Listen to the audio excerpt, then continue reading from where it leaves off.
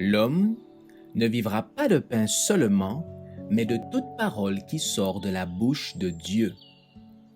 Voici votre moment de méditation quotidienne.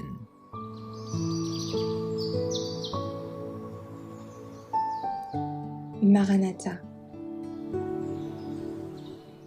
Le 28 septembre, délivré à minuit. En un instant, ils perdent la vie au milieu de la nuit. Un peuple chancelle et périt. Le puissant disparaît, sans la main d'aucun homme. Job 34, verset 20. Dieu a toujours choisi de manifester sa puissance au moment du plus grand besoin. Il ne semble y avoir aucune possibilité de délivrance de l'action de Satan. C'est au coup de minuit que Dieu manifeste sa puissance pour délivrer son peuple. Le soleil paraît dans tout son éclat. Des signes et des prodiges se suivent en succession rapide. Les méchants observent cette scène avec terreur, tandis que les justes admirent les gages de leur délivrance. Tout, dans la nature, semble avoir abandonné sa marche ordinaire. Les cours d'eau cessent de couler. De lourds et sombres nuages se lèvent et s'entrechoquent. Au milieu d'un ciel irrité, on distingue un espace clair, d'une gloire indescriptible. La voix de Dieu en sort, semblable au bruit de grandes eaux, et proclame « C'en est fait ». Apocalypse 16, verset 17.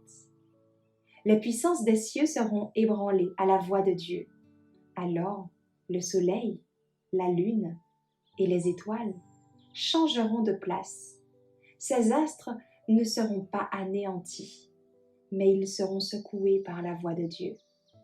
De gros nuages s'amoncellèrent, s'entrechoquant les uns les autres. L'atmosphère se partagea et recula. Alors, nous pûmes regarder par une ouverture du côté d'Orion, d'où l'on entendait la voix de Dieu. Après avoir entendu la voix de Dieu, les gens se trouvèrent dans un désespoir et une telle angoisse, telle qu'il n'y en a eu jamais depuis qu'une nation existe. Alors, le peuple de Dieu souffrira aussi. Les nuées s'entrechoqueront et il y aura des ténèbres. Puis on entend cette voix du ciel et les nuages commencent à s'enrouler comme un parchemin. Alors apparaît le signe clair et brillant du Fils de l'homme. Des enfants de Dieu savent ce que signifie ce nuage. Les 144 000 triomphèrent.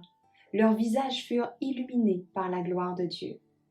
Lorsque la voix du Seigneur proclame la délivrance de son peuple, il se produit un terrible réveil chez ceux qui ont tout perdu dans le combat de la vie. Le jour de la colère réservé aux ennemis de Dieu est en même temps le jour de la délivrance finale de l'Église.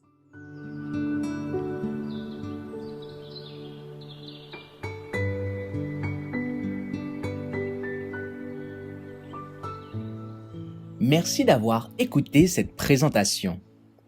Assurez-vous de nous rejoindre demain pour votre moment de méditation quotidienne avec lereste.org.